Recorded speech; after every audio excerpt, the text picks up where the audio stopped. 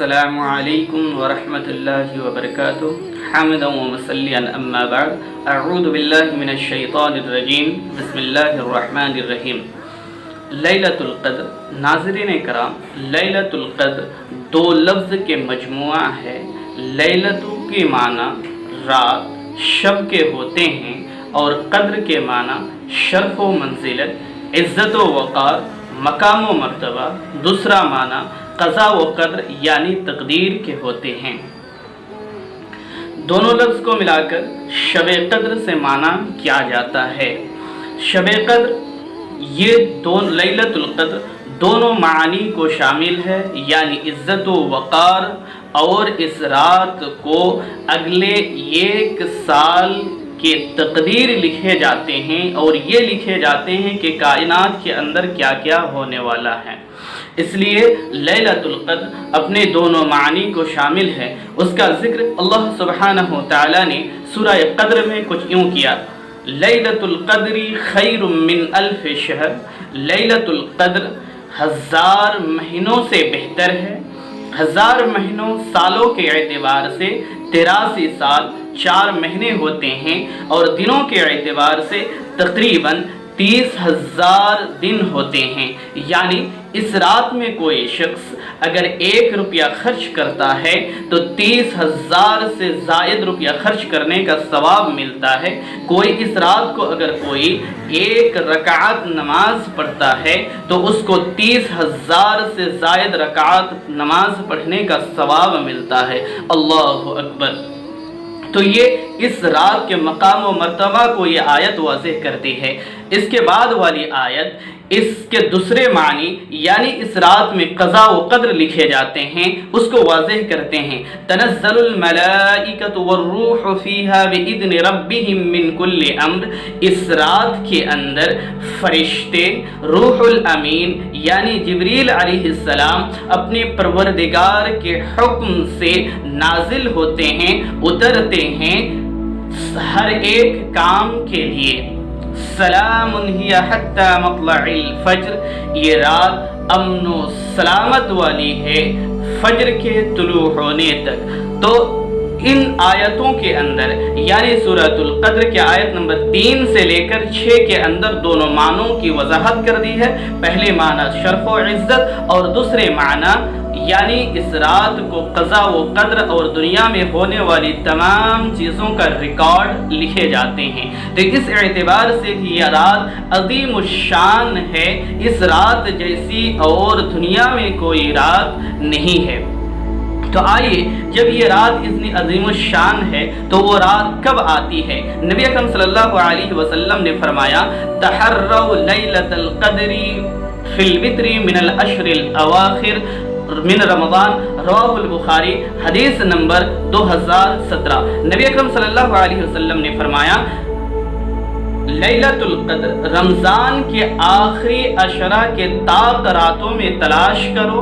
رمضان مقدس شریف مہینے کے طاق رات 21ویں، 23ویں، 25ویں، 27ویں اور 29ویں ہیں۔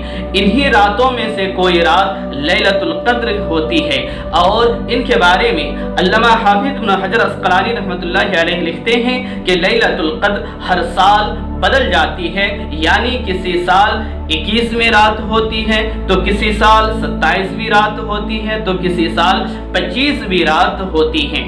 تو آئیے اب ہم یہ دیکھتے ہیں کہ ان راتوں میں نبی اکرم صلی اللہ علیہ وسلم کے کیا اعمال ہوتے تھے، اور نبی اکرم صلی اللہ علیہ وسلم کی کیا ہدایات و ارشادات ہے اپنی امت کے لیے۔ نمبر 1، رات کو جاگیں اور اپنے اہل و عیال کو جگائیں۔ اس رات میں اللہ تعالیٰ کے ذکر و اذکار کریں اور اس کی عبادت کریں۔ حضرت عائشہ رضی اللہ تعالیٰ عنہ بیان کرتی ہیں: کان النبی صلی اللہ علیہ وسلم اذا دخل العشر شد میزارہ واحیا لیلہ وایقظ اہلہ، رواہ البخاری، حدیث نمبر 2024۔ نبی حضرت عائشہ رضی اللہ تعالیٰ عنہ بیان کرتی ہیں نبی اکرم صلی اللہ علیہ وسلم کا معمول یہ تھا، جب رمضان المبارک کے آخری عشرہ داخل ہو جاتے، نبی اکرم صلی اللہ علیہ وسلم اپنے آپ کو تیار کر لیتے اور ان کے راتوں کو جاگا کرتے تھے اور اپنے اہل و عیال کو بھی جگایا کرتے تھے، جگا کر اللہ تعالیٰ کے ذکر و اذکار کرتے تھے اور اللہ تعالیٰ کی عبادت کرتے تھے۔ تو معلوم ہوا کہ شب قدروں کو جاگنا چاہیے اور اس میں اللہ تعالیٰ کی عبادت اور ذکر و اذکار کرنے چاہیے۔ نمبر 2، زیادہ سے زیادہ قرآن مجید کی تلاوت کرنی چاہیے۔ اللہ سبحانہ و تعالیٰ نے فرمایا انا انزلناہ فی لیلۃ القدر، یقیناً ہم نے قرآن مقدس کو لیلۃ القدر میں نازل کیا، یعنی لیلۃ القدر یہ قرآن کی رات ہے۔ اسی لیے ہمیں اور آپ کو تمام مسلمانوں کو چاہیے کہ لیلۃ القدر کو قرآن کے حوالے کر دیں اور زیادہ سے زیادہ قرآن پڑھیں، اس میں اجر و ثواب بھی زیادہ ہے۔ جیسا کہ آپ کو معلوم ہوا کہ ایک حرف پڑھنا غیر رمضان میں، غیر شب قدر میں 30,000 حرف کے پڑھنے سے زیادہ اجر و ثواب کے مستحق ہوتے ہیں۔ تو اور اگر اس قرآن کی تلاوت اور ذکر و مذاکرہ کو اگر ایک خاص نوعیت دی جائے تو پھر اس کے ثواب میں چاک چاند لگ جاتی ہے۔ نبی اکرم صلی اللہ علیہ وسلم نے فرمایا مجتمع قوم فی بیت من بیوت اللہ یتلون کتاب اللہ ویتدارسونہ بینہم الا نزلت علیہم السکینہ وغشیتہم الرحمہ وحفتہم الملائکہ وذکرہم اللہ فی من عندہ، رواہ البخاری حدیث نمبر 1000، رواہ مسلم حدیث نمبر 2699۔ نبی اکرم صلی اللہ علیہ وسلم نے فرمایا جو قوم بھی اللہ کے مساجد میں سے کسی بھی مسجد میں جمع ہوتی ہے اور قرآن کی تلاوت کرتی ہے اور اپنے درمیان قرآن کو سمجھنے، اس میں غور و فکر کرنے کے لیے اس کا مذاکرہ کرتی ہے تو اللہ سبحانہ و تعالیٰ کی طرف سے سکینت و اطمینان کا نزول ہوتا ہے ان پر، اور رحمت ان پر چھا جاتی ہیں اور فرشتے ان کو گھیر لیتے ہیں اور اللہ سبحانہ و تعالیٰ ان کا ذکر خیر اپنے مقربین کے پاس کرتے ہیں۔ اللہ اکبر! شب قدر میں قرآن کو پڑھنے اور ان کا مذاکرہ کرنے کے اتنے سارے فوائد ہمیں نصیب ہوتے ہیں۔ نمبر 3، قیام اللیل۔ رات کو شب قدر میں ہمیں زیادہ سے زیادہ نفل نمازیں، تہجد اور تراویح پڑھنی چاہیے۔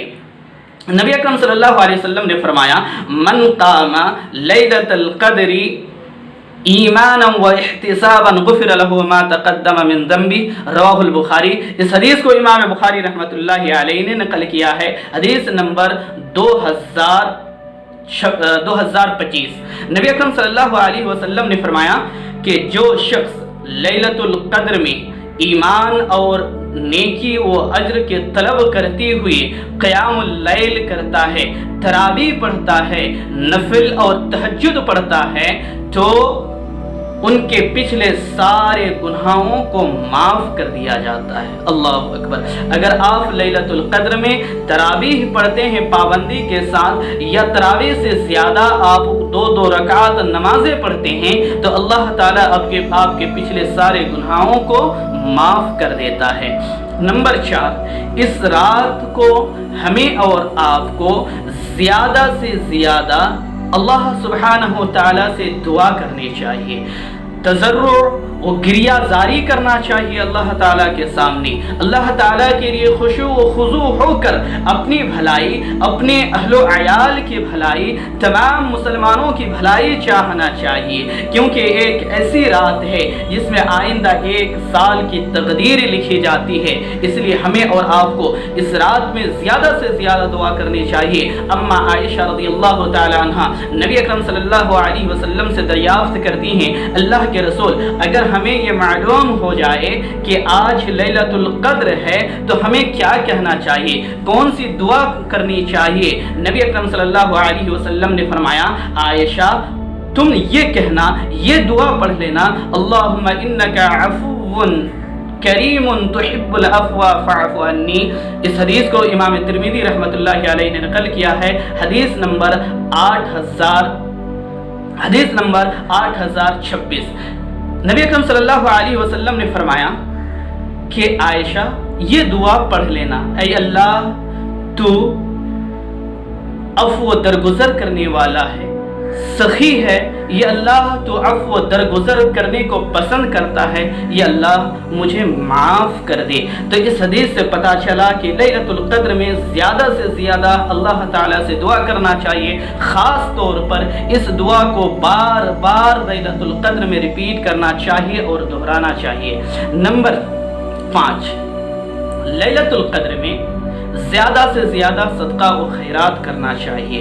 عن ابن عباس رضی اللہ تعالی عنہما قال کان رسول اللہ صلی اللہ علیہ وسلم اجود الناس وکان اجود ما یکون فی رمضان حین یلقاہ جبریل، رواه البخاری، حدیث نمبر 3048۔ نبی اکرم حضرت ابن عباس رضی اللہ تعالیٰ عنہ بیان کرتے ہیں، نبی اکرم صلی اللہ علیہ وسلم لوگوں میں سب سے زیادہ سخی تھے، سب سے زیادہ سخاوت کرنے والے تھے، اور نبی اکرم صلی اللہ علیہ وسلم جب رمضان کا دخول ہوتا، رمضان آ جاتے تو نبی اکرم صلی اللہ علیہ وسلم اور بھی زیادہ سخاوت و فیاضی سے کام لیتے تھے، اس لیے کہ نبی اکرم صلی اللہ علیہ وسلم رمضان کے مہینے میں جبریل امین سے ملتے تھے۔ تو معلوم ہوا کہ نبی اکرم صلی اللہ علیہ وسلم کا عمل یہ تھا کہ رمضان میں زیادہ سے زیادہ سخاوت و فیاضی سے کام لیتے تھے۔ ہم اور مسلمان نبی اکرم صلی اللہ علیہ وسلم کی امت ہونے کے ناطے ہمارے اوپر فریضہ ہوتا ہے، ہمارے اوپر لازم ہے کہ ہم نبی اکرم صلی اللہ علیہ وسلم کی سنت کی اتباع کرتے ہوئے ہم زیادہ سے زیادہ سخاوت و فیاضی، صدقہ و خیرات کریں اور لوگوں کی مدد کریں، جو لوگ ہماری مدد کے محتاج ہیں۔ نمبر 6، ان راتوں میں اللہ تعالیٰ کا ذکر و اذکار کریں، سبحان اللہ، الحمدللہ، اللہ اکبر، لا الہ الا اللہ، سبحان اللہ وبحمدہ، سبحان اللہ العظیم، اس طرح کے ذکر و اذکار کریں اور ہر طرح کے اچھے اعمال کریں، عمل صالح کو انجام دیں، جیسے کسی کی مدد کریں یا کوئی بیمار ہے اس کی زیارت کے لیے چلے جائیں اور ہر اچھے کام کریں، اس لیے کہ اس رات عمل کرنے سے اللہ تعالی سے گنا بلکہ اس سے بڑھ کر 30,000 گنا سے بھی زیادہ آپ کو اجر و ثواب سے نوازتا ہے۔ نمبر 7، ان راتوں میں مساجد میں سے کسی بھی مسجد میں اعتکاف کریں۔ آئندہ بیان میں میں اعتکاف کے تعلق سے بیان کروں گا۔ آخر میں رب العالمین سے دعا ہوں، رب العالمین ہمیں اور تمام مسلمانوں کو شب قدر کو اچھی طرح گزارنے کی توفیق دے۔ اے اللہ ہمیں اس رات میں زیادہ سے زیادہ نیکی کے طلبگار ہونے کی توفیق عطا فرما۔ وما علینا الا البلاغ۔ السلام علیکم ورحمۃ اللہ۔